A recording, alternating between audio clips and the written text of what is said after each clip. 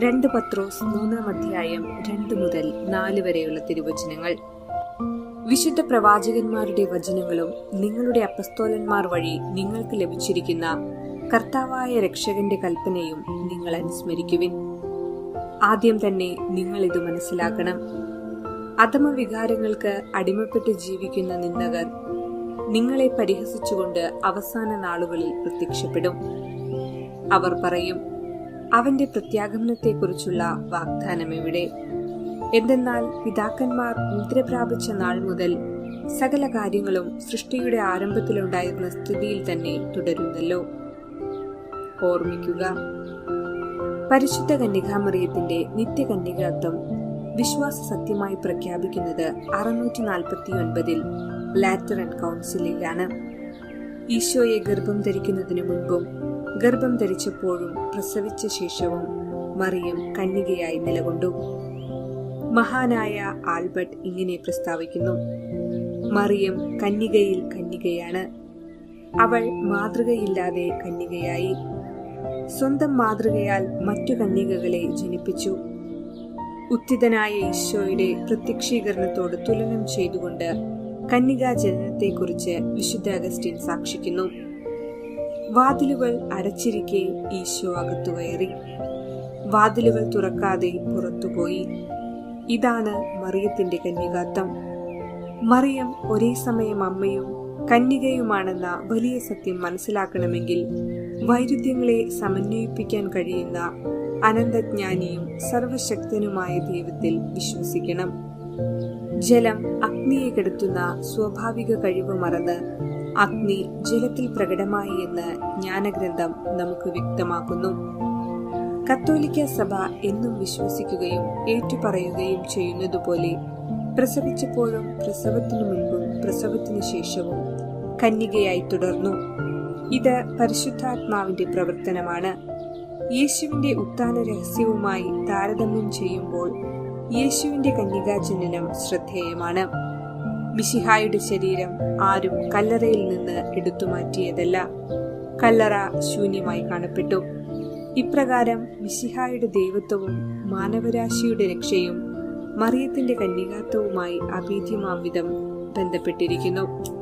പരിശുദ്ധ കന്യകാമറിയത്തിന്റെ ഇടപെടലില്ലാതെ ഏതൊരു പ്രതിസന്ധിയെയും അതിജീവിക്കുവാൻ സാധിക്കുകയില്ല എന്ന സത്യം സഭാമക്കൾ പൂർണ്ണമായും വിശ്വസിച്ച് ഇപ്പോൾ ലോകം നേരിടുന്ന പ്രതിസന്ധികളിൽ നിന്നും അതിജീവിക്കാൻ വേണ്ട കൃപയ്ക്കായി പ്രാർത്ഥിക്കാം.